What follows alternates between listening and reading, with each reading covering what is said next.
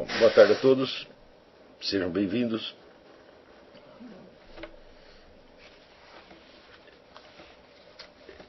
Eu queria tomar uma carta que eu recebi aqui, uma das mensagens, uma pergunta, como mote dessa aula.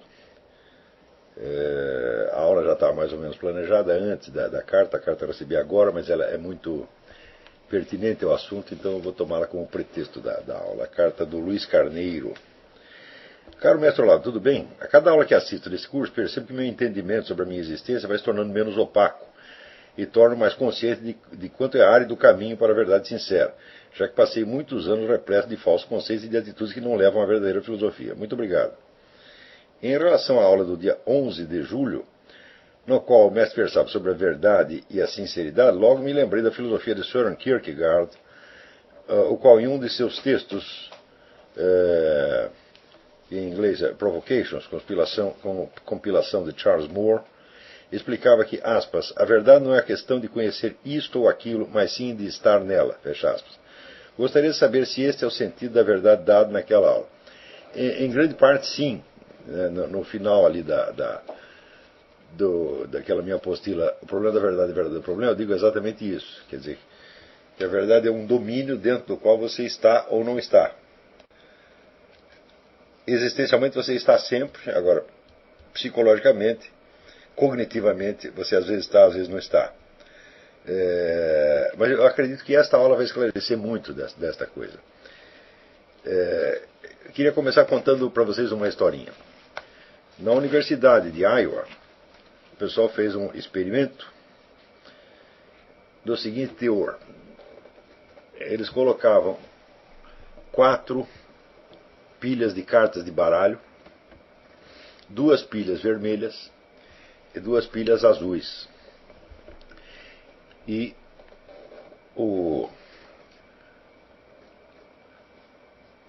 cobaias tinham que escolher uma carta de qualquer das 4 pilhas. Conforme a carta que ele virasse, ele ganhava uma certa quantia em dinheiro ou tinha de pagar uma certa quantia em dinheiro.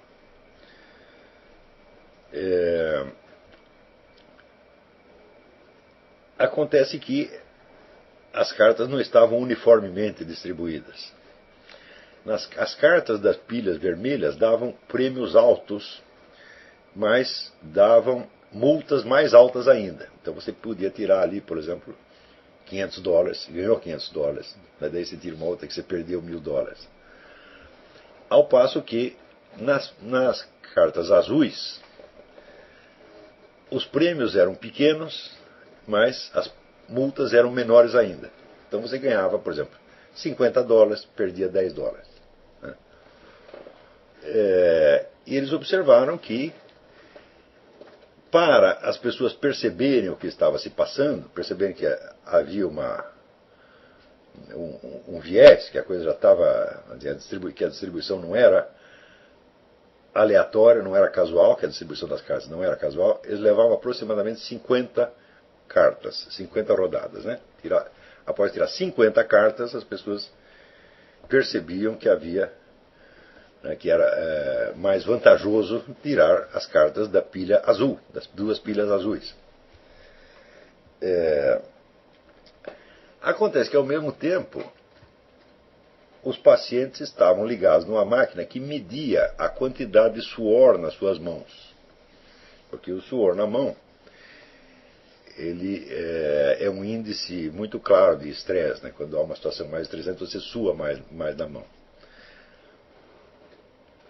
Então, que as pessoas, para perceber o que estava acontecendo, levava 50 jogadas. Após 80 jogadas, elas já tinham a explicação inteira do que estava acontecendo. Isso em média, né? Uns a mais ou menos, mas em média, 50 para perceber que as cartas da pilha vermelha estavam viciadas, e 80 para descrever mentalmente a regra do jogo. Acontece que a maquininha que mediu o suor nas mãos percebia que o suor começava a aumentar quando as pessoas pegavam a carta da pilha vermelha a partir da 10ª jogada. e que a partir daí havia uma tendência a pegar menos cartas das pilhas vermelhas e mais das pilhas azuis. Isso quer dizer que os indivíduos já tinham tomado a decisão de preferir as cartas azuis 40 jogadas antes deles perceberem que tinham tomado essa decisão. Bom, como é que nós podemos analisar isso aí, né? Os psicólogos criaram uma noção que eles chamam do inconsciente adaptativo, que não é o inconsciente freudiano. Porque o inconsciente freudiano é, como é que dizer, uma espécie de privada, né? Só tem ali o que não presta. Pois o inconsciente adaptativo seria, vamos dizer, um mecanismo inconsciente que permite você se adaptar a certas situações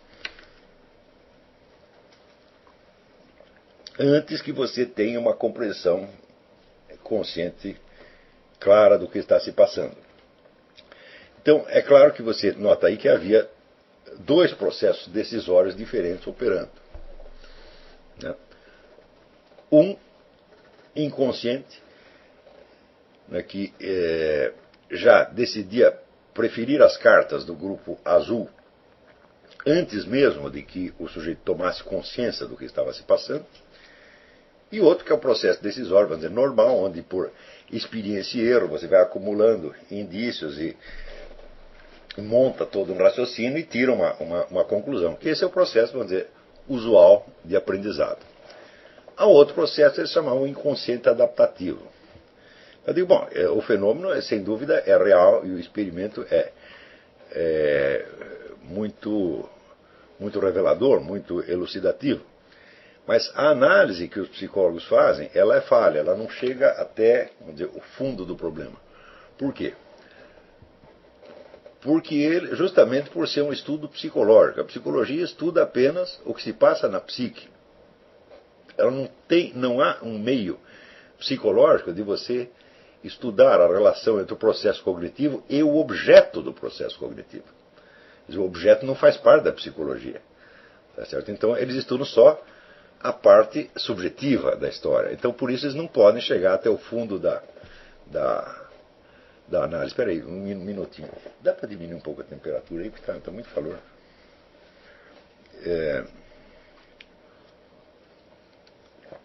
Então, continuando. Como eles estavam interessados apenas os psicólogos que fizeram a pesquisa e os outros que escrevem a respeito e que analisam, estão interessados apenas no processo psicológico, eles não podem captar o processo inteiro. Isso é, a relação que se estabelece entre a mente, entre o sujeito do processo cognitivo e a situação real. Quer dizer, a situação real não faz parte da abordagem psicológica. A psicologia não tem como analisar a situação real, mas apenas, vamos dizer, as reações psicológicas. Mas nós podemos, nada impede que a gente prossiga a análise onde a psicologia parou. Tá certo? E a análise que eu faço é o seguinte: o processo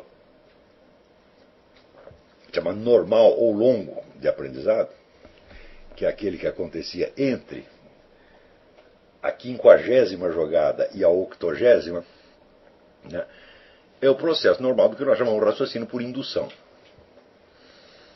Isso quer dizer, nós juntamos vários indícios, vemos que eles se acumulam num certo sentido, então nós completamos, né, esse acúmulo de casos formulando uma regra hipotética que abrangeria todos os casos, não só passados, mas os casos futuros. Quer dizer, se até agora foi assim, se até agora as cartas do grupo azul se mostraram mais vantajosas, é porque, vamos dizer, há uma regra geral por trás disso. Quer dizer, a hora que você capta esta regra geral, você abrange todos os casos já conhecidos e a probabilidade dos casos seguintes. É um raciocínio normal por indução. Agora, qual é o processo cognitivo, não do ponto de vista psicológico, note bem, mas do ponto de vista gnoseológico, do ponto de vista epistemológico, qual é o processo usado na primeira apreensão?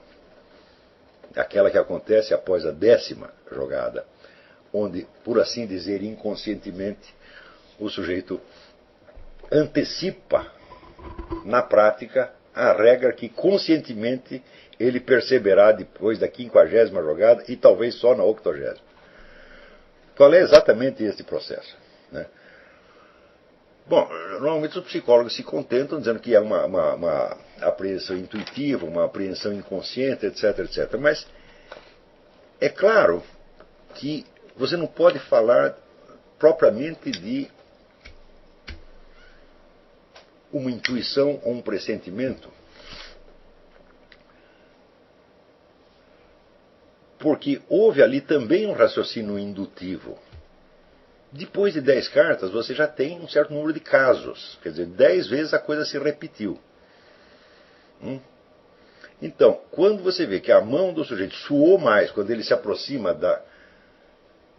da pilha de cartas vermelhas do que quando ele se aproxima da carta azul, isso quer dizer que, por assim dizer, a palma da mão dele já fez um raciocínio indutivo, apenas com uma casuística menor. Enquanto a operação, vamos dizer, consciente e refletida requer no mínimo 50 casos para formar uma amostragem e criar uma regra indutiva que explique, né? Este outro processo, que para os psicólogos a diferença deste em relação ao outro é que um é consciente e o outro é inconsciente, e não é esse o caso, eu não acho que seja esse o ponto. No processo mais curto e mais breve, houve também um raciocínio indutivo. Como se dissesse, a mão do sujeito, depois de 10 casos, já começa a suar mais, né, quando se aproxima da pilha vermelha. E quase que instintivamente vai preferindo cada vez mais as cartas da pilha azul. É claro que, do ponto de vista da estrutura lógica, isto é um raciocínio indutivo. Então, houve um raciocínio indutivo que os psicólogos dizem que é inconsciente. E depois há um outro raciocínio indutivo, a partir da 50ª jogada, que eles dizem que é consciente. Tá certo? Mas, ser consciente ou ser inconsciente dá exatamente na mesma. Quer dizer, não pode ser essa a diferença, porque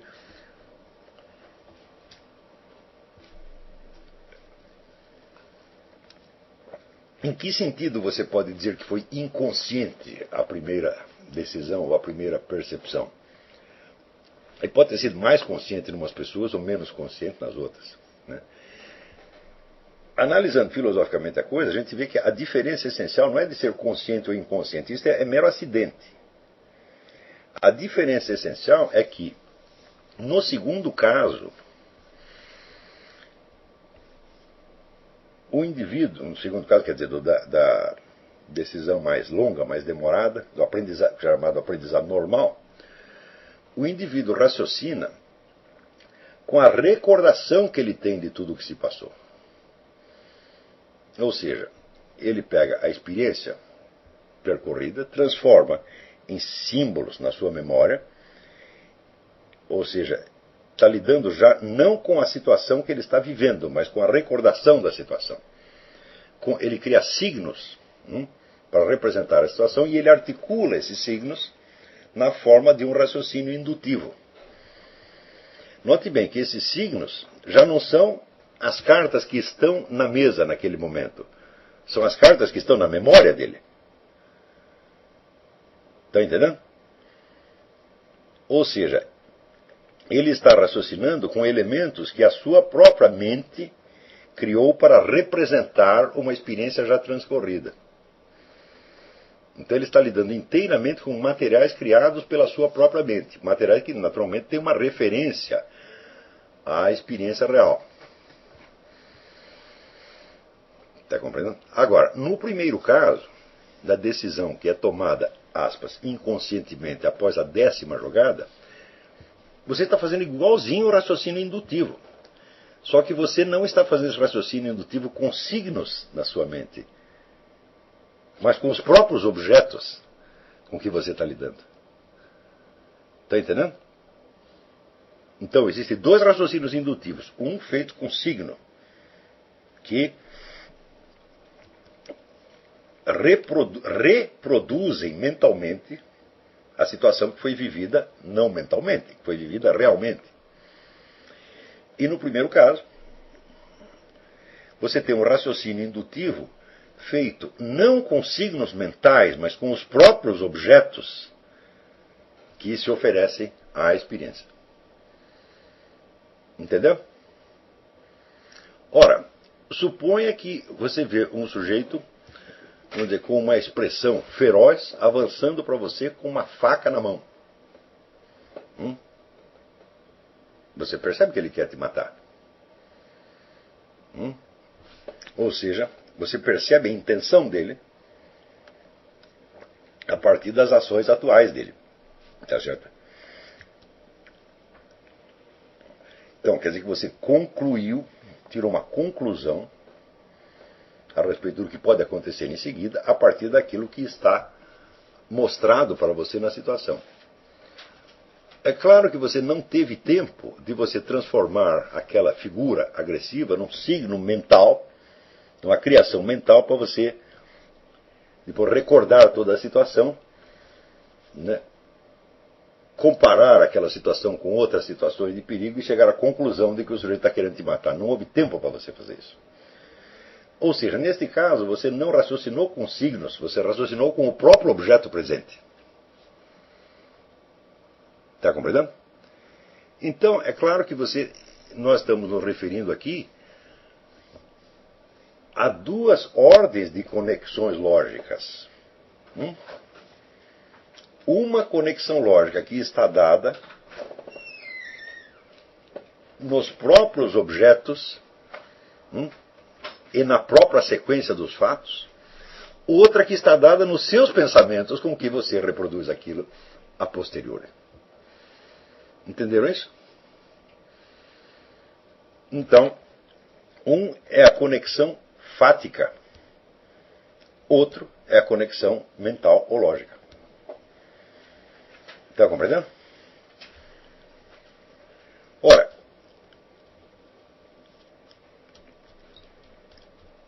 todos nós sabemos que quando nós percebemos imediatamente uma situação desse tipo, nós não temos certeza do que está se passando. E por isso nós dizemos que é um pressentimento ou apenas uma vaga intuição. E no outro caso, nós compomos o raciocínio lógico inteiro, né? O verificamos e dizemos que temos a certeza. Não é isso? Ora, da onde vem a certeza? O primeiro raciocínio não é em si mesmo mais incerto ou falível do que o outro. É um raciocínio indutivo igualzinho. Por que um é acompanhado de certeza, de sentimento de certeza, e o outro não? É simples. Porque o segundo raciocínio foi inteiramente construído por você. Você domina a forma inteira do raciocínio. Ou seja, o domínio que você tem das formas mentais que você mesmo criou para reproduzir a situação, lhe parece ser um domínio cognitivo real sobre a situação de fato, quando não é. Está compreendendo? Na verdade, o primeiro raciocínio é muito mais certo, porque ele não é feito indiretamente através de signos, mas é feito com os dados imediatos da situação.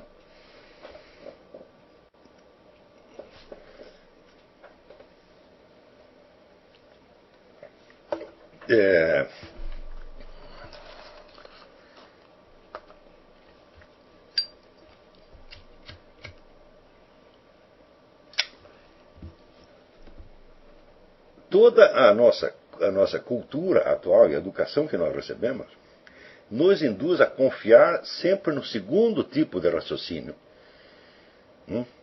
e a duvidar do primeiro. Nós dizemos que o primeiro é apenas intuição, impressão, pressentimento. E o segundo é, vamos dizer, uma coisa racional que pode ser confirmada cientificamente. Mas acontece que o segundo raciocínio, ele só lhe parece mais certo porque você domina inteiramente o processo raciocinativo. E você o domina porque foi você que o inventou. Na verdade, você está vendo ali uma conexão lógica entre conceitos não uma conexão fática entre coisas. A conexão lógica entre conceitos pode representar a conexão fática, mas ela não é a conexão fática. Está compreendendo? Tanto que os sujeitos submetidos a este experimento, entre a 50ª e a 8ª jogada, eles começavam a construir teorias e hipóteses. E essas teorias, às vezes, divergiam. Um explicava de um jeito, outro explicava do outro. Ora, mas a reação que todos tiveram a partir da 10ª jogada, e que se reflete no suor que apareceu na palma da mão, é idêntica em todos. Estão entendendo? Então, a confiança que nós temos no que nós chamamos de raciocínio lógico consciente, ela é altamente enganosa. Porque o raciocínio lógico consciente é apenas uma conexão entre conceitos que a sua própria mente criou. Vira, no primeiro caso, você tem uma situação que se apresenta. E no segundo caso, você tem uma série de conceitos que a representam. Ora, nós não podemos dizer que a primeira apreensão foi vaga ou incerta, porque a estrutura dela é do raciocínio indutivo como qualquer outro. Você tem a impressão que você não a domina por quê? Por que você tem a impressão de que aquilo é vago e incerto? É porque não é você que criou as formas inteiras. Aquela sequência de formas está se apresentando a você desde fora. Ou seja, a conexão fática entre os dados está se apresentando a você, não foi você que a criou. Ora, do ponto de vista, vamos dizer, da crítica do conhecimento, o primeiro desses processos é muito mais certo e muito mais confiável do que o segundo. Mas a impressão que nós temos é invertida. Porque nós confundimos o domínio que nós temos sobre os nossos próprios pensamentos com o domínio que nós temos do conhecimento de uma situação externa de fato. Está entendendo? E isso aí é o legado de 4 séculos de subjetivismo filosófico, né, que se, vamos dizer, introduziu até mesmo no mundo das ciências, sobretudo na educação. Isso quer dizer que as pessoas são educadas, hoje são treinadas para fazer raciocínios cada vez mais precisos e mais exatos. Mas não são educados para captar a conexão lógica real, ou seja, a conexão entre os fatos em si mesmos. Não existe nenhuma disciplina que ensine isto. E tudo isso é relegado para o campo, vamos dizer, da intuição, do subjetivo, etc. Como é que é possível você chamar de objetivo aquilo que foi a sua própria mente que criou e de subjetivo aquilo que está dado na própria situação objetiva? É uma inversão completa? Estão compreendendo isso aqui? Então, isso que eu estou lhes ensinando a respeito desse experimento pode ser visto aqui por nós de pelo menos 2 maneiras. Primeiro, como uma técnica. Podemos estudar isso do ponto de vista de uma técnica psicológica de aprimorar a percepção das conexões de fato, em vez de ficar aprimorando inutilmente um raciocínio que um computador pode perfeitamente fazer em seu lugar e que ele certamente fará melhor do que você. Não é isso? Quer dizer, o raciocínio é uma coisa para computadores. A percepção da realidade não pode ser feita por computadores.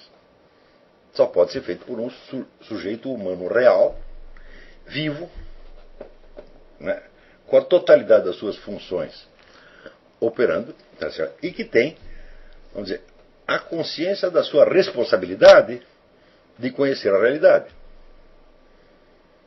Esta função não pode ser dada por um computador, porque o computador jamais poderá ter o elemento da responsabilidade moral pelo conhecimento. Se ele tivesse, nós poderíamos processar um computador quando ele erra, ele seria um titular de direitos e obrigações. Tá certo? Então, o que nos levaria, vamos dizer, a uma situação absolutamente fetichista. Né? Ora, ou seja, toda a nossa educação é concebida para aprimorar certas funções que um computador exerce melhor no seu lugar. E a função propriamente humana, né, de perceber a conexão fática entre os elementos, é totalmente desprezada. Quando as pessoas se dedicam a treiná-la, vamos dizer, é no contexto de, vamos dizer, de técnicas psicológicas que vão despertar a sua intuição, despertar o seu terceiro olho, qualquer coisa assim. Quer dizer, o negócio vem com toda uma aura errada, totalmente deslocada da situação.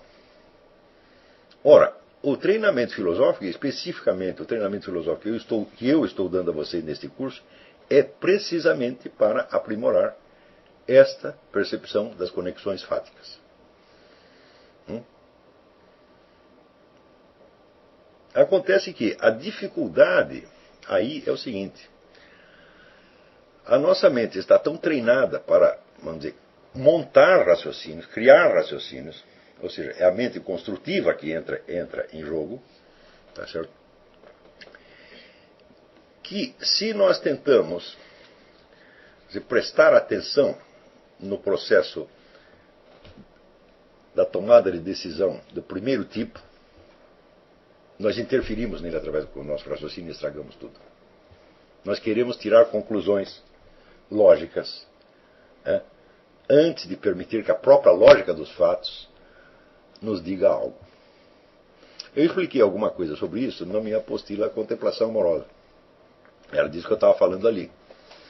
Não nesses termos tão simples, mas era exatamente isso que eu estava dizendo. Então,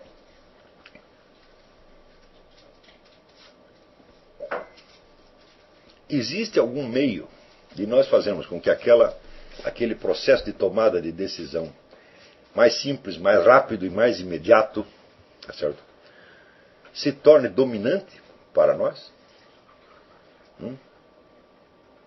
Não existe nenhuma técnica que permita para você fazer isso. Isso não pode ser treinado e não pode ser desenvolvido diretamente. Isto só pode acontecer como efeito indireto de toda uma formação educacional apropriada. Que é o que eu estou tentando fazer aqui com vocês. Se você tentar, eu vou desenvolver a minha intuição, você vai fazer uma meleca como esse pessoal da autoajuda faz. Você vai fazer uma confusão dos diabos. Quer dizer, a percepção espontânea e, por assim dizer, passiva da realidade dos fatos não pode ser treinada.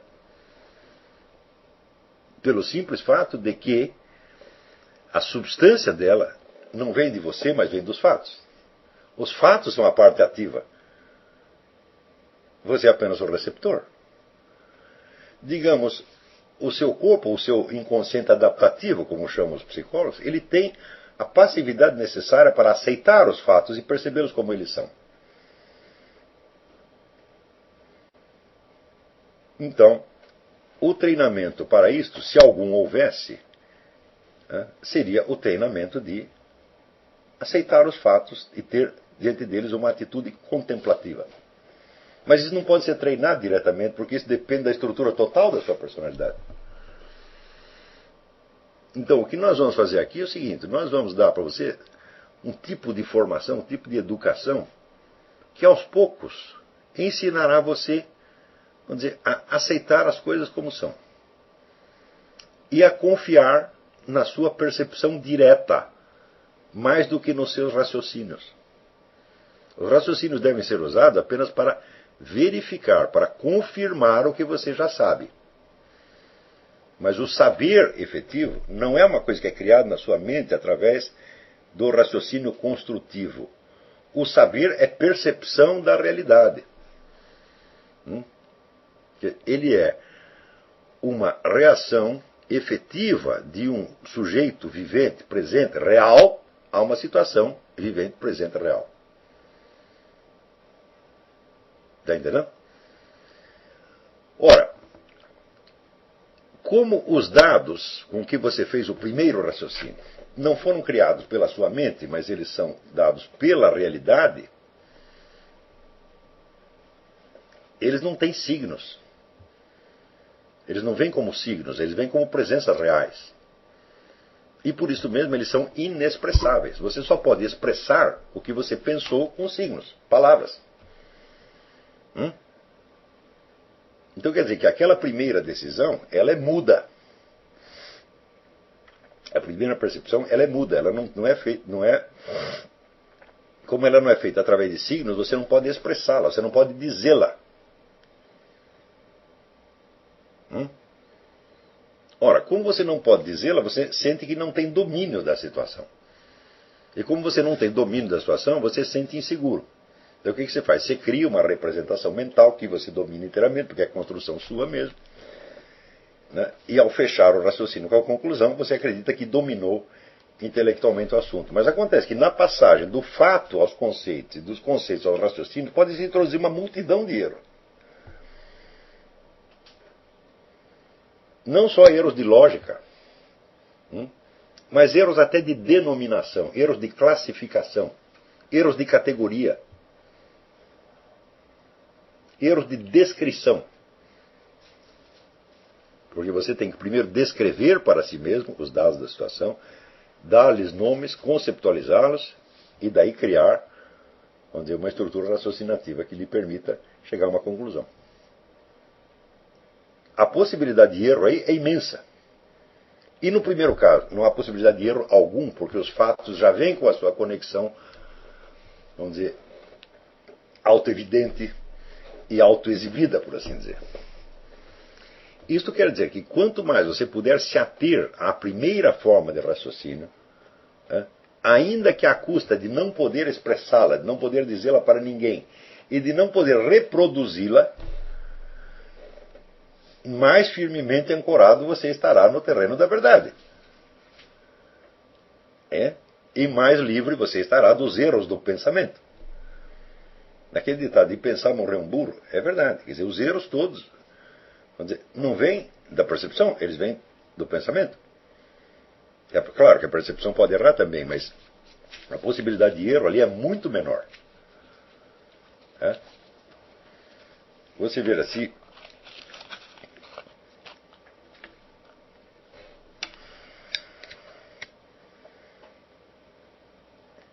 houvesse erros de percepção, na quantidade de erros de percepção como há erros de pensamento, né? Por exemplo, o trânsito dos automóveis na rua seria impossível, porque eles bateriam uns nos outros a todo momento. Quando você vê a infinidade de decisões que o motorista toma no trânsito, todas decisões certas, com uma precisão incrível, e que ele jamais seria capaz de expressar, de dizer, nem mesmo de descrever. E você compara isso com as tolices que as pessoas falam nas discussões. Então é claro que a primeira função cognitiva ela é muito mais eficiente, muito mais confiável do que a segunda. Então isso quer dizer que na esfera da percepção nós somos capazes de fazer raciocínios indutivos de uma precisão incrível, com grande velocidade, tá entendendo? E uma margem de erro mínima. Ao passo que na esfera da representação e do raciocínio construtivo, nós cometemos erros uns após os outros. Não é você que comete erros, os grandes filósofos todos cometeram erros. Por quê? Porque na esfera do raciocínio construtivo, tudo é criado pela sua mente. Você está lidando, a relação que aquilo tem com a realidade é indireta e meramente simbólica. E frequentemente convencional. Está compreendendo? Então é claro que a margem de erro é maior. E quando nós confiamos no segundo tipo de raciocínio, porque dele nós podemos dar provas, e podemos repeti-lo, e podemos expressá-lo, e podemos fazer com que outras pessoas façam raciocínios idênticos e confirmar, nós estamos nos enganando a nós próprios. É? Porque, olha, quando você montou aquele raciocínio, você o expressa em palavras, explica para outras pessoas, elas podem montar o mesmo raciocínio de novo, chegar à mesma conclusão. Então, é claro, milhares ou milhões de pessoas podem conferir e dizer para você, é isto mesmo, você tem razão. Só que o que elas conferiram, na verdade? Apenas, vamos dizer, a lógica interna de um raciocínio. A conexão desse raciocínio com os fatos pode ser verificada através de experimentos, mas os experimentos jamais vão reproduzir a situação inteira. São apenas experimentos que esquematicamente coincidem com a primeira situação em um ou dois pontos. Ou seja, mesmo a verificação experimental do raciocínio lhe dará uma certeza muito precária. E curioso, nós estamos há 4 séculos criando uma civilização que só confia nisto.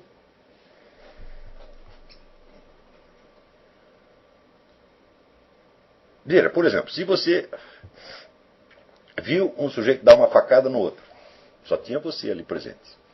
Você viu. Quer dizer, não foi pura percepção, porque você percebeu toda a conexão causal, tá certo, entre o ato assassino, né, a facada e o efeito mortal que aquilo teve sobre a vítima. Então há um raciocínio ali. Mas esse raciocínio não foi feito nem com imagens na sua mente, nem com signos, nem com palavras.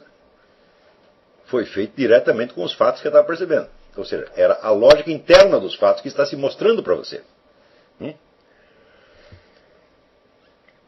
Suponha que as pessoas ponham em dúvida o seu testemunho e queiram provas. Então elas vão construir milhares de conexões lógicas possíveis e inventar experimentos que devem coincidir com aquela situação em um ou outro ponto esquemático. Por exemplo, o sangue que estava na faca era do mesmo tipo do sangue da vítima. E você percebe que isso é apenas um elemento da situação inteira. E se você for pegar elemento por elemento, você jamais vai reconstituir a situação inteira. Serão sempre pedaços que, por sua vez, terão que ser conectados mediante outras construções lógicas. E por que nós confiamos nisso? Nós confiamos nisso, primeiro, porque somos nós que inventamos e nós temos o domínio do pensamento. E acreditamos que o domínio do pensamento é o domínio sobre a realidade. Segundo, porque aquilo pode ser reproduzido por outras pessoas e as pessoas confirmam o que nós estamos dizendo. Então, ou seja, nós estamos preferindo 1 milhão de confirmações indiretas parciais antes que a exibição direta e completa do fato. Ou seja, nós estamos completamente loucos. E isto é o que nos últimos 4 séculos se chama de ciência. Todo o edifício da nossa ciência é baseado nisto. Primeiro, a confiabilidade maior do indireto sobre a da construção indireta sobre a percepção direta. Segundo, a confiabilidade do testemunho coletivo daqueles que fazem o mesmo raciocínio que você e confirmam e, no máximo, conseguem verificar experimentalmente um ou outro ponto de coincidência entre o seu raciocínio e o fato. Bom, isto é assim porque toda esta atividade científica é uma atividade social, onde o que se busca é a confiabilidade coletiva de certas coisas. Agora, se nós não estamos buscando confiabilidade coletiva, se nós não estamos fazendo questão de que todo mundo acredite em nós, mas nós estamos interessados em obter o conhecimento para nós mesmos, então é claro que é a primeira modalidade de conhecimento que deve nos interessar. Ela pode te dar a certeza total e absoluta, mas você não vai poder, dificilmente você vai poder transpor esta certeza de tal modo que ela se torne confiável para outras pessoas. Está compreendendo? Então, todo o esforço da filosofia, pelo menos na Grécia, foi a de habilitar as pessoas a perceber a realidade e Para Aristóteles, que foi o sujeito que codificou a lógica pela primeira vez, ele sabia perfeitamente que de tudo que fora percebido na esfera dos fatos, só uma parte mínima era transposta na demonstração lógica. E ele sabia perfeitamente a diferença entre a conexão lógica entre conceitos e a conexão fática entre entes e dados da realidade. Ora, note bem que o processo, aquela percepção que o sujeito teve depois da 10ª jogada,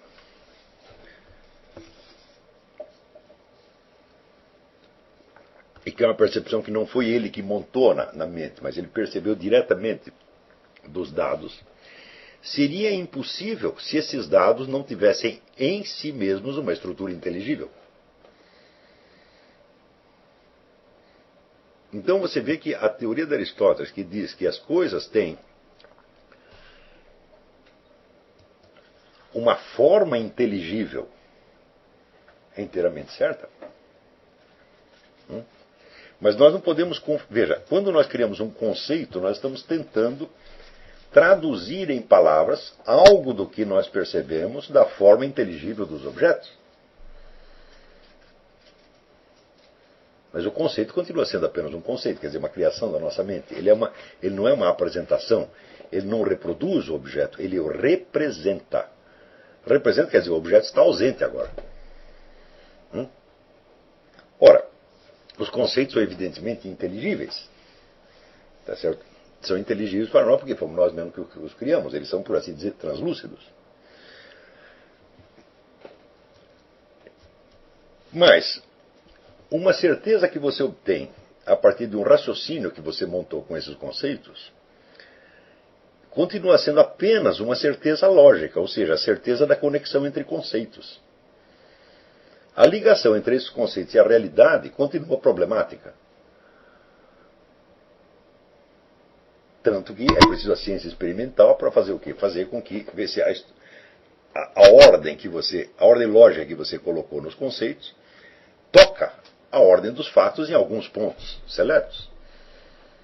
Porém, no caso da primeira apreensão, foi a própria forma inteligível dos objetos que se revelou a você na sua plenitude.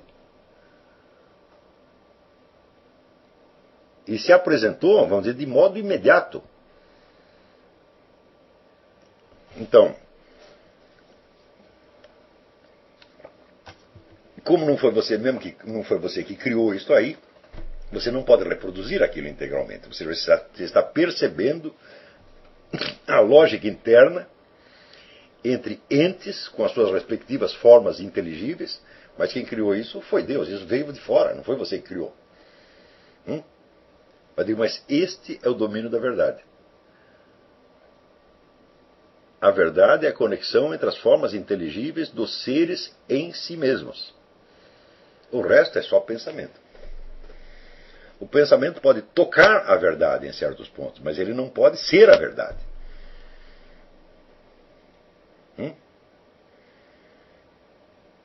Então,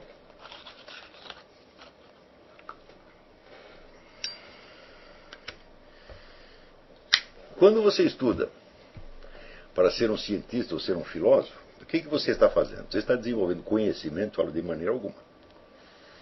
Você está desenvolvendo uma linguagem que lhe permite falar com outras pessoas do seu grêmio e obter delas a confirmação do que você está dizendo. E o objeto, o assunto, as coisas mesmas, estão completamente ausentes disso aí. Você vê, quando você se forma, por exemplo, você recebe o seu diploma de mineralogia, não tem nenhuma pedra ali presente. Só tem o grêmio dos mineralogistas, o reitor da universidade, etc, etc. Ou seja, você está se movendo não no terreno da relação com os objetos da sua ciência, mas no terreno das relações humanas. No terreno, portanto, da subjetividade coletiva. No terreno intersubjetivo, não no objetivo. Está compreendendo? A relação objetiva com a realidade é pessoal e intransferível e muda. É na hora em que o mineralogista pega a pedra e olha, e ela revela para ele a sua estrutura, portanto a sua composição, e portanto algo da sua origem, da sua história. Nesta hora que existe o conhecimento. Depois disso, só o que existe é, vamos dizer, a transfiguração disso em símbolos e a comunicação humana. E a perda nesse processo, que há nesse trajeto, é imensa.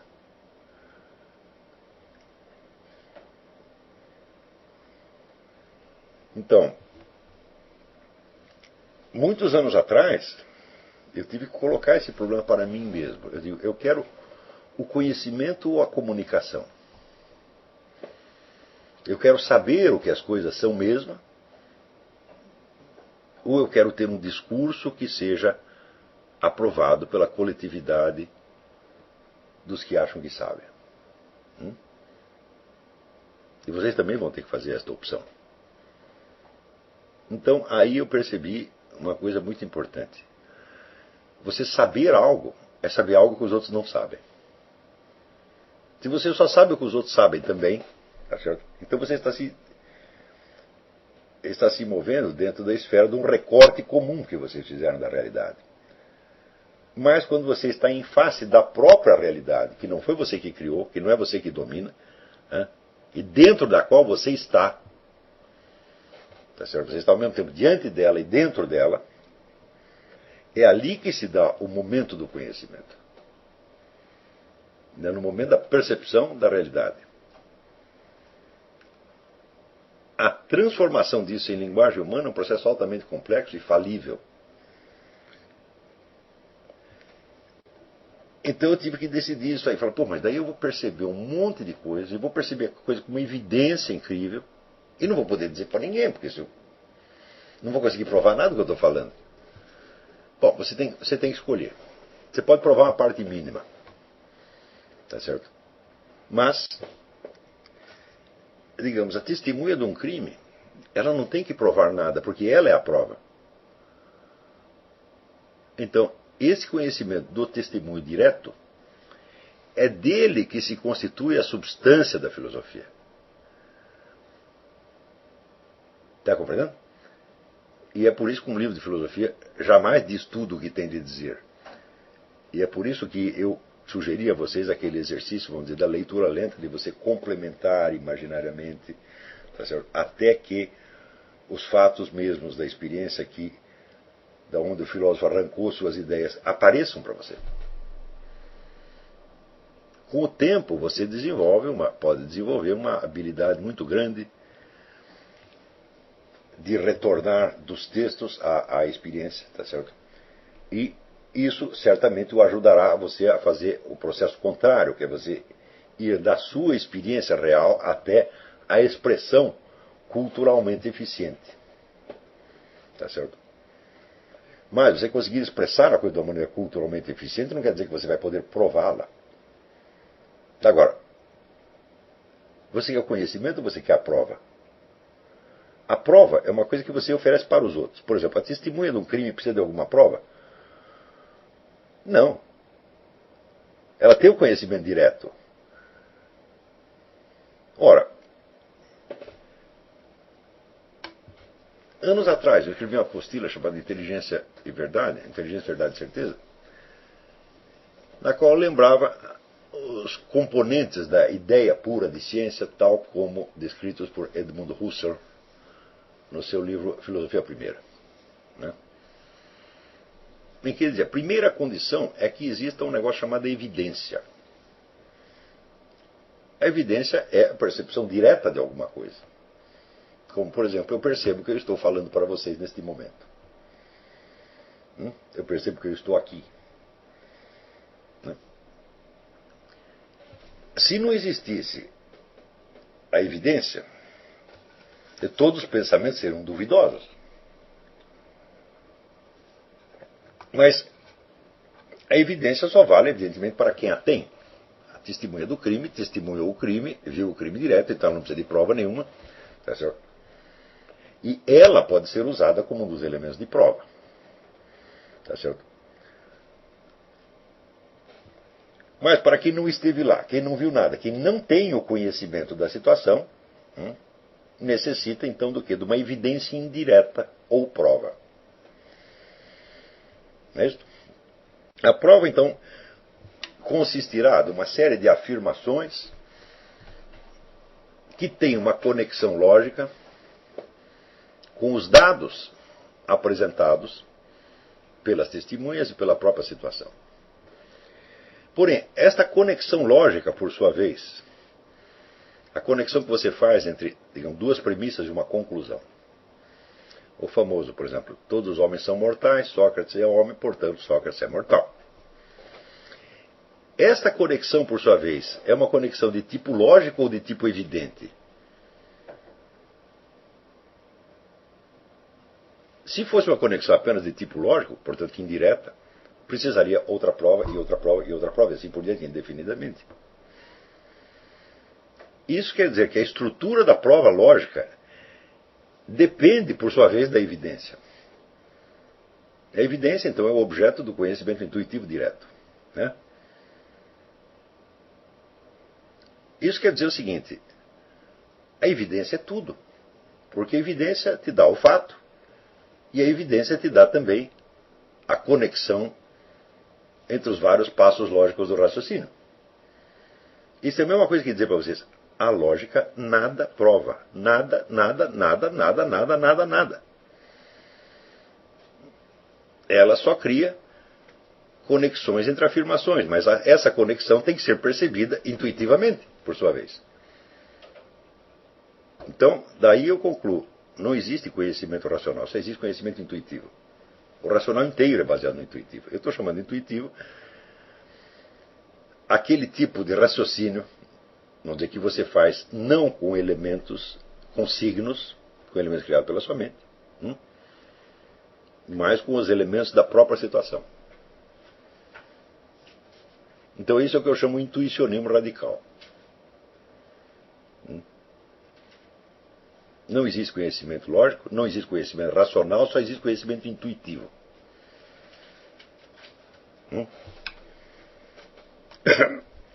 Porque o racional não passa de uma conexão intuitiva entre elementos que já não são dados pelos fatos, mas que são dados mentalmente pelos conceitos que você criou. A conexão entre dois conceitos só pode ser percebida não logicamente, mas intuitivamente.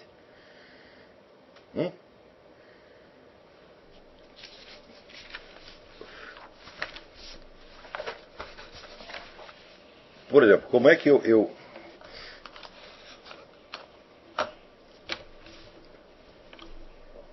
percebo que um animal pertence a determinada espécie? Eu tenho o esquema, a definição geral da espécie, e vejo que aquele indivíduo em particular se encaixa nessa espécie. Como é que eu posso perceber isso racionalmente? Não posso, só posso perceber intuitivamente. Então isso quer dizer que o primeiro tipo de conhecimento, aquele que aparece no suor da palma da sua mão, é o único conhecimento que existe. O outro é apenas, vamos dizer, um esforço para você conquistar uma confiança subjetiva naquilo que você já conhece. O outro é um esforço de autopersuasão apenas. O outro é pura retórica. Está entendendo?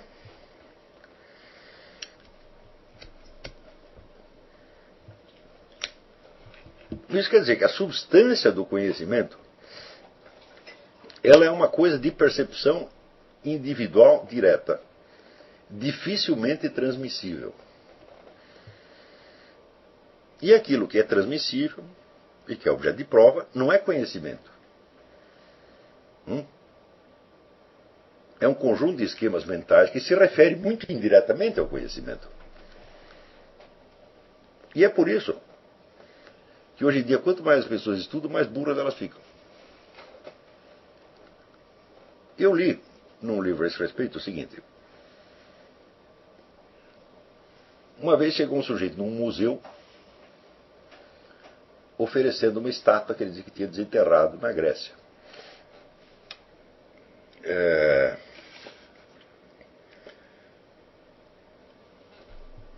camaradas mandaram testar, né, a pedra da estátua, né, e os químicos disseram, não, esta pedra de fato, esta pedra foi trabalhada muito antigamente, porque a superfície dela sofreu certas alterações que levam milênios para acontecer. Então essa estátua é genuína. Então já estavam comprando a estátua, mas teve um cara, um funcionário do museu que falou, tem alguma coisa errada nessa estátua. Eu não sei o que está errado, mas está errado.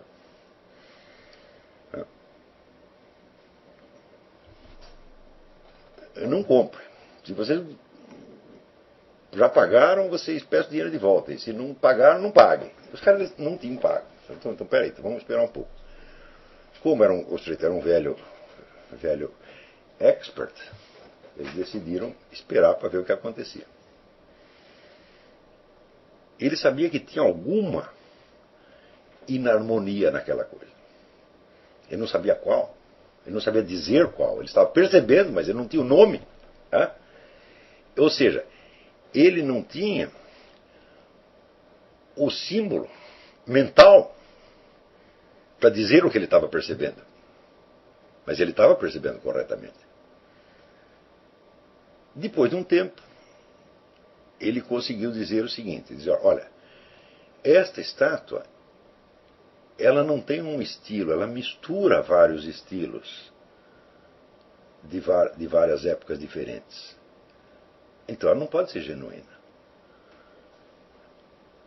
As pessoas não poderiam ter misturado vários estilos gregos na antiga Grécia. Só pode fazer isso hoje. Ora, a percepção desses estilos é também do primeiro tipo. Vamos chamá-lo intuitivo. Vai no sentido em que eu estou usando a palavra intuitivo. Tá? Ela só pode ser intuitiva. E para o sujeito mostrar isso para os outros, veja, precisaria que cada pessoa tivesse absorvido a história de cada um desses estilos longamente, não no papel, mas nos olhos, tivesse visto vários estados daquele estilo, aprendido a olhar as formas daquele estilo, e depois olhar aquela estátua e ver que todos aqueles estilos estavam presentes ali ao mesmo tempo. Isso é quase impossível provar isto. E, no entanto, o sujeito estava se movendo no terreno da certeza mais exata, mais inconfundível que podia haver. Ele estava se movendo no terreno do quê? Dos dados reais.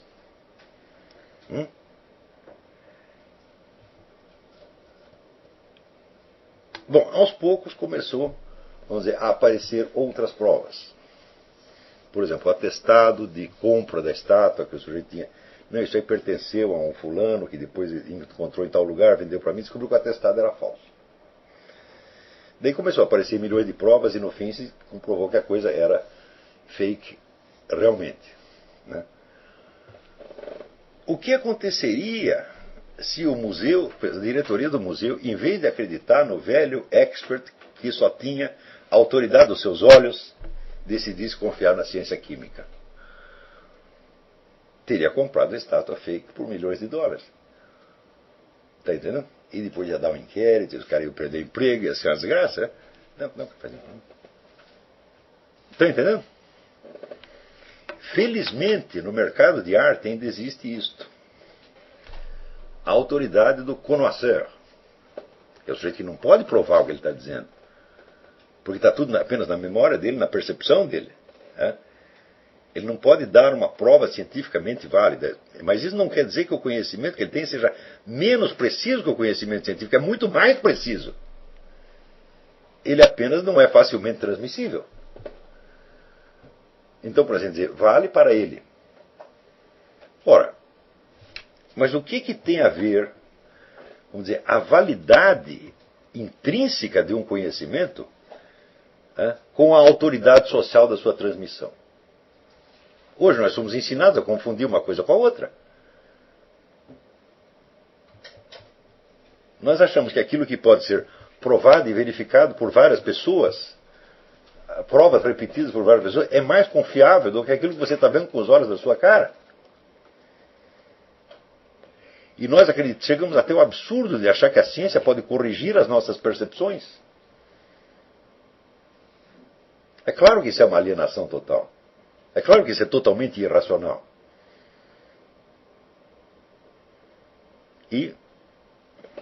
Então, esse foi o problema que eu me coloquei muitos anos atrás. Quer dizer, eu quero um conhecimento autoevidente, provado, né, firme, não provado, um conhecimento firme.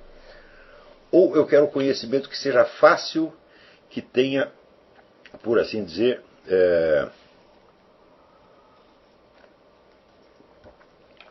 como é que a gente fala da moeda? Ser transformado em moeda corrente. Quando é que você fala? Esqueci a palavra agora. Quando a moeda é facilmente trocada num outro país.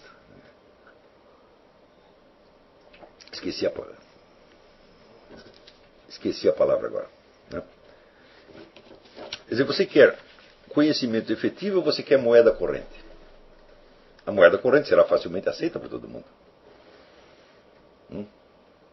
Mas ela é facilmente aceita justamente porque ela não traz em si o conteúdo de realidade que o conhecimento direto traz.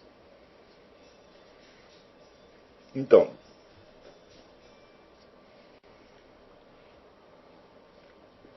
de certa maneira, o critério de conhecimento que é aceito na nossa sociedade é totalmente invertido. Nós damos confiança máxima ao que tem confiabilidade mínima. E confiabilidade mínima ao que tem confiabilidade máxima. Porque nós estamos confundindo as condições de certeza do conhecimento em si com as condições da sua transmissão mais fácil.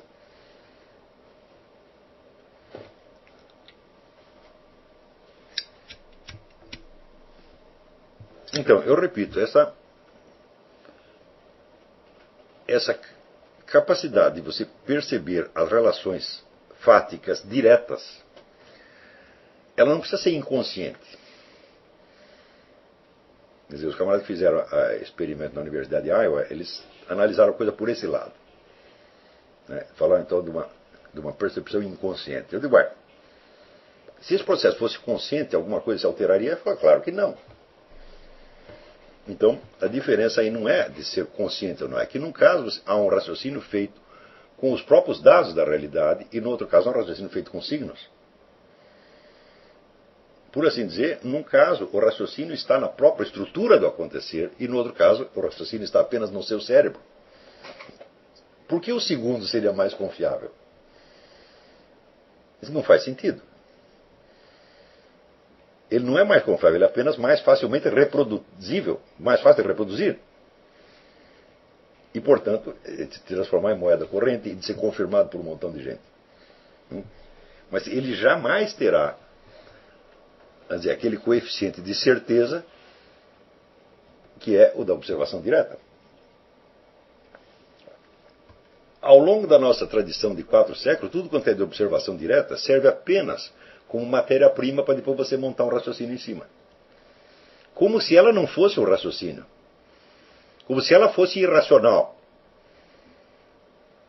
Então, a testemunha que observou o assassino esfaqueando a vítima morrendo, tem apenas um conhecimento irracional.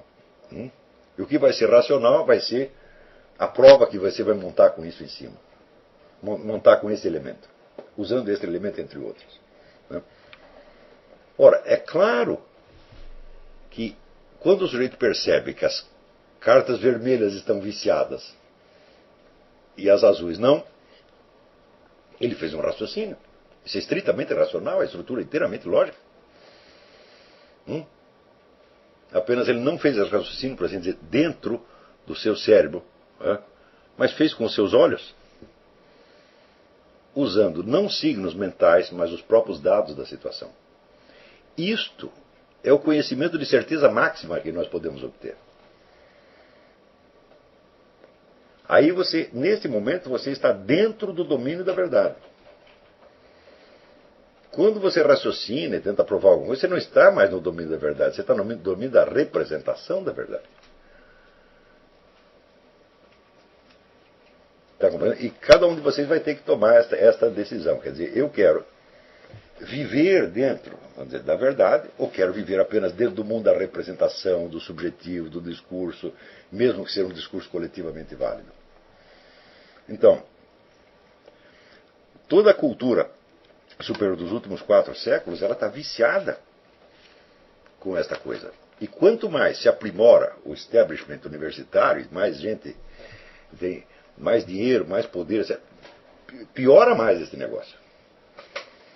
Porque você vai aumentando, vamos dizer, a comunidade daqueles que confirmam as certezas mentais uns dos outros.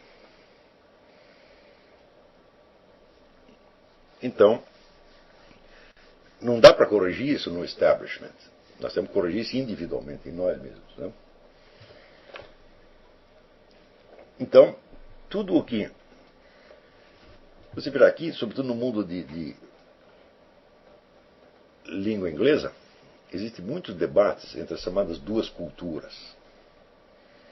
Né? A cultura chama científica e a cultura chama literária. Né? O Saul Bellow fazia aquela famosa distinção entre o que ele chamava os escritores e os intelectuais. Os intelectuais são os caras que criam ideias, criam doutrinas, criam hipóteses, discutem, etc. E os escritores são aqueles que tentam expressar o mais diretamente possível impressões genuínas. Impressões genuínas é o que a sua mão percebe quando ela começa a suar quando vai pegar a carta da esquerda, a carta da pilha vermelha.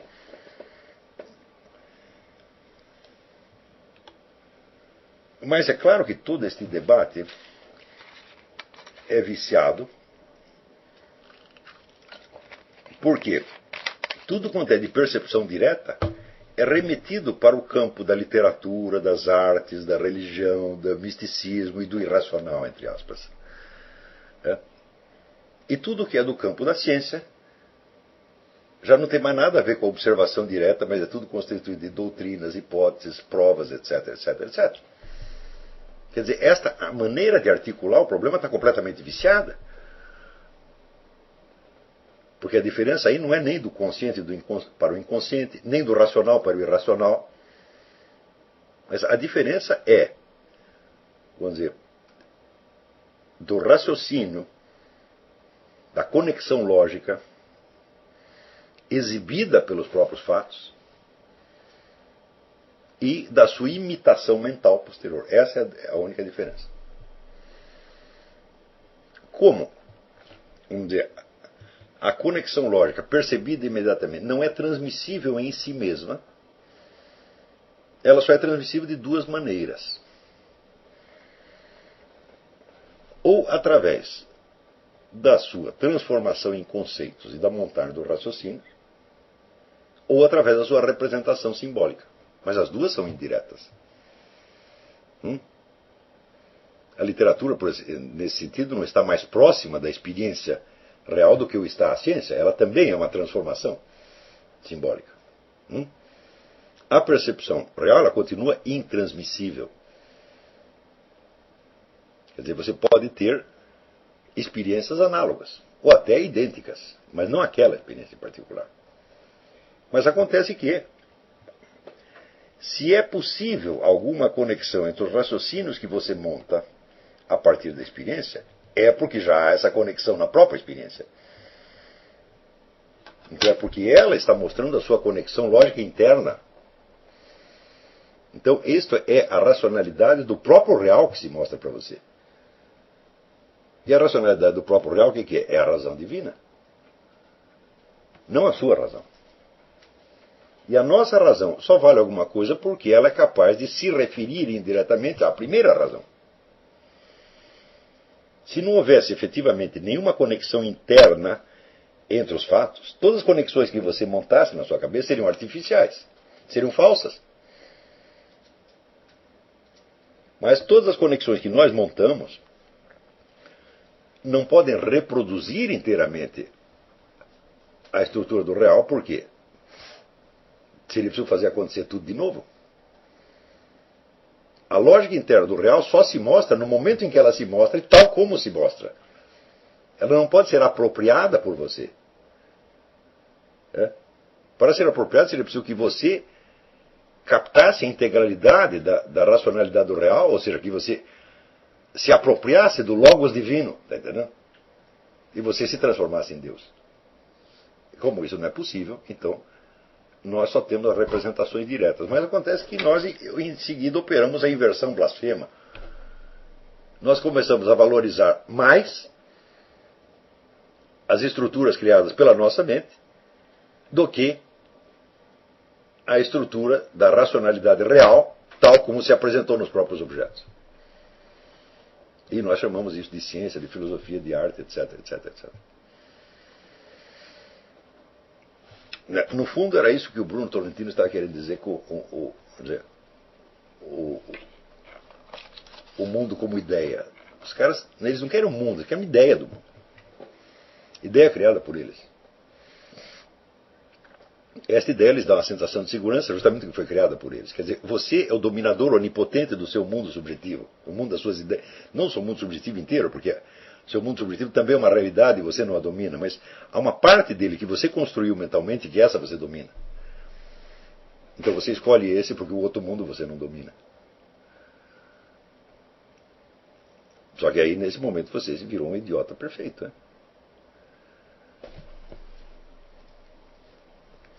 Então, quer dizer, a grande perversão cultural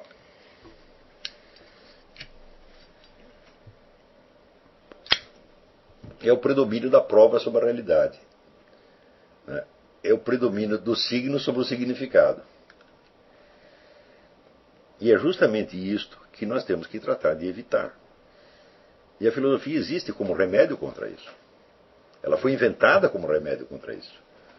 Se você observa ali os diálogos socráticos, Sócrates está permanentemente puxando as pessoas de volta desde o seu mundo de ideias para o mundo da experiência real.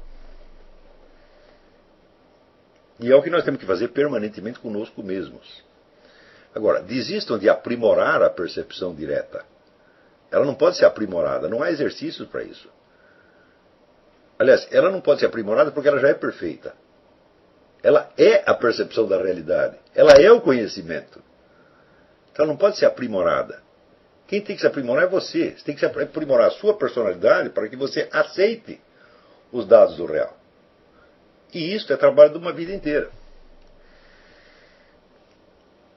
E é exatamente o que nós estamos tentando fazer aqui. Nós vamos ter que criar, vamos dizer, um outro tipo de formação que quebre na cabeça das pessoas a autoridade dessas formas culturais hipnóticas e ponha em lugar disso a autoridade do próprio real. Tal como experimentado imediatamente no instante em que, vamos dizer, a sua mão começa a suar quando pega a carta vermelha. E nesse momento você está na plenitude do real. Você está percebendo o que está acontecendo mesmo. Só que como você o está percebendo com os próprios elementos da situação e não com elementos mentais, você não pode repetir mentalmente isso. Para repetir, você precisa converter a experiência real num esquema mental. E a certeza que você tem com relação a esse esquema se referem à experiência real, mas já não a reproduzem. Apenas a representam. Representar não é uma coisa que reproduzir. Isso quer dizer que quanto mais você puder se ater a esta percepção imediata, sem ter que raciocinar, melhor para você, porque o raciocínio é trabalhoso, é complicado, é demorado e a possibilidade de erro é grande. Ora,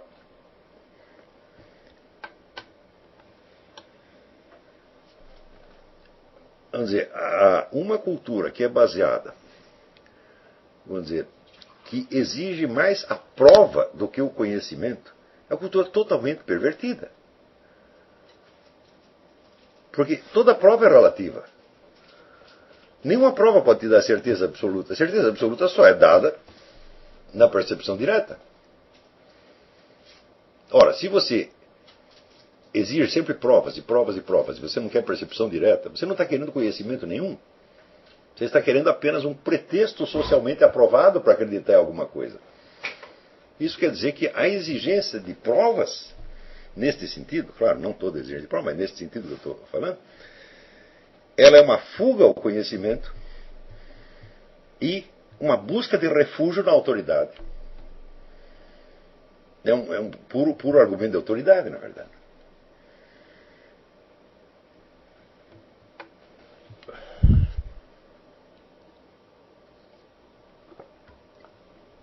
Muito bem.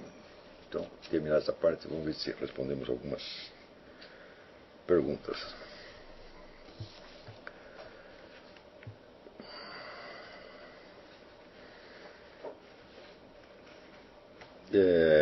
Olá, tudo bem, professor?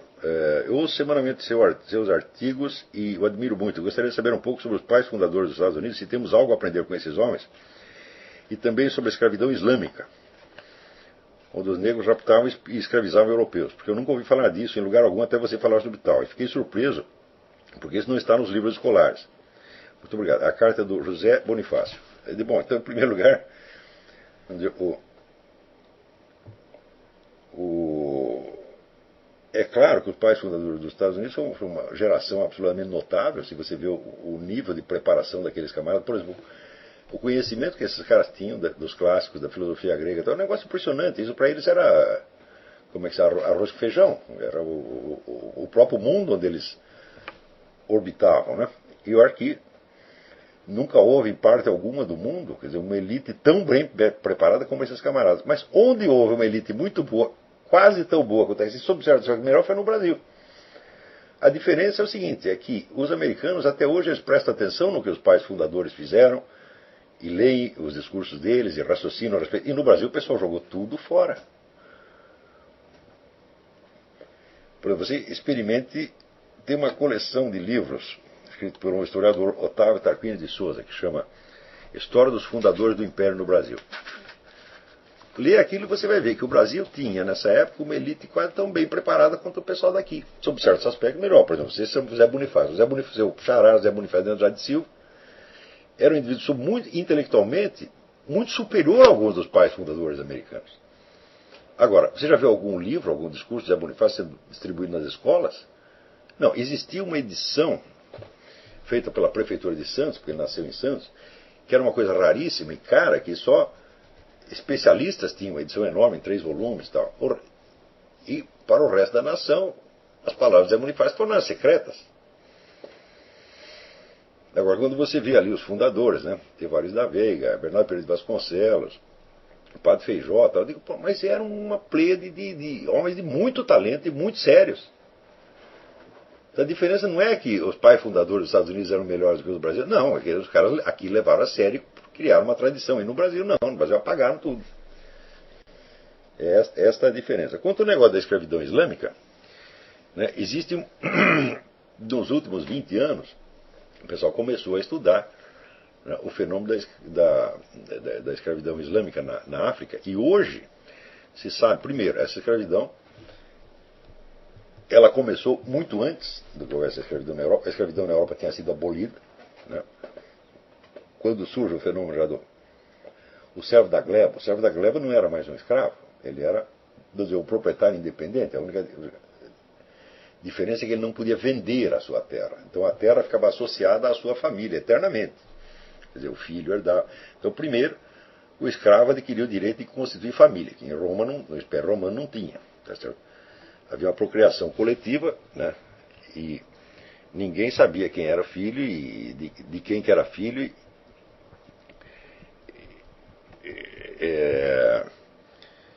Então não havia como você transmitir os seus não havia bens, propriedade nem bens a ser transmitido. Então quando o sujeito consegue isso, já está livre da situação de escravo. Ele não é um escravo mais, né? Ele tem a sua terra, a terra pode ser passada aos seus descendentes, ela só não pode ser vendida. Chamamos servo da gleba por causa disso. Quer dizer, ele estava, vamos dizer, a existência dele estava ligada àquele pedaço de terra. Tá certo? Enquanto isso, vamos dizer, os muçulmanos estavam invadindo a África toda e fazendo uma desgraça lá. Quer dizer, fizeram um verdadeiro genocídio ali. Por quê? Diz que pelo menos 80% dos escravos eram castrados. E na castração, por sua vez, 80% morria. Os escravos castrados eram muito valorizados, custavam mais caro do que os outros. Por motivos óbvios, né? Quer dizer, não apresentava riscos e era uma pessoa mais cordata, mais obediente e tal. Então, mas para cada 10 que você castrava, sobreviviam só 2. Então isso aumentava ainda o preço. O número das pessoas que eles castravam vai para milhões e milhões e milhões e milhões. Olha, o número de escravos castrados pela escravidão islâmica só o número de castrados supera todo o tráfico transatlântico de escravos, que foi aproximadamente 5 milhões de pessoas. Eles castraram muito mais gente do que isso. E a escravidão lá começa no século VII e se prolonga até o século XX. Quer dizer, você tem 13 séculos de escravidão. E a escravidão europeia durou quanto tempo? Durou 3 séculos. E além disso, não era propriamente escravidão europeia, porque eles não levavam escravos para a Europa, levavam apenas para as colônias da América. Então isso quer dizer que quando o primeiro português chegou lá e comprou o primeiro escravo, a escravidão islâmica já estava instaurada há muito tempo. E qual era a posição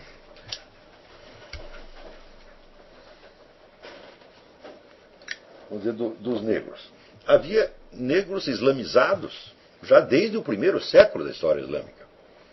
Então, esses não estavam entre os escravos, estavam entre os invasores e escravizadores. E eles não pegaram gente só na África, eles pegaram também na Europa. Pegaram gente na Itália, na Espanha, na Inglaterra. Na Inglaterra, até o século XVIII e XIX, eles ainda aprisionavam gente para levar para escravo para Meca. Quantos europeus foram levados como escravos para lá? Não foi 1 ou 2, porque isso aí também durou, né, pelo menos 10 séculos essa coisa. Não fizeram ainda o cálculo, tá certo? Mas o cálculo do que eles fizeram na África hoje começa a aparecer. Existe um livro de um autor que se chama, o nome do sujeito é um autor africano, ele chama, como é? Tidiane Ndiaye, N apóstrofo D-I-A-E, Ndiaye. E o livro foi publicado na França, com o título Le Génocide Caché ou Voilé? Genocídio velado, genocídio encoberto.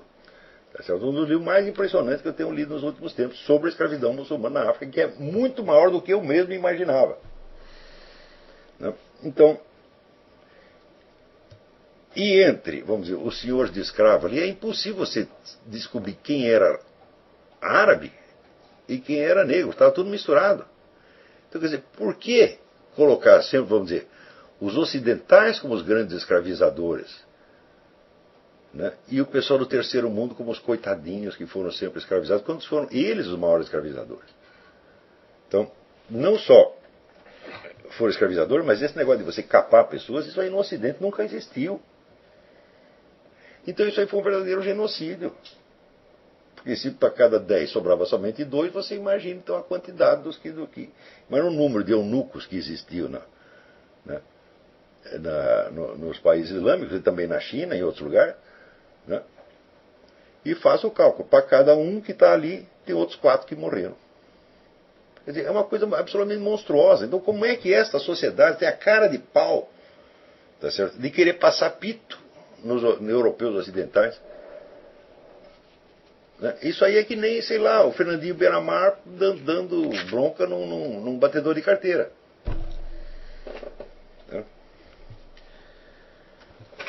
Vamos lá. Professor, o que houve com a coleção Biblioteca e Filosofia coordenada pelo professor editada pela Record? Houve que eu não tive mais tempo de fazer aquilo. Eu arrumei um monte de ocupações, não tive tempo de tocar. Mas agora que nós estamos fazendo o seminário, eu estou aqui encaminhando um plano, já não é só um plano, já está em execução, de publicar os principais livros para a sua formação. Livros que ou serão usados no próprio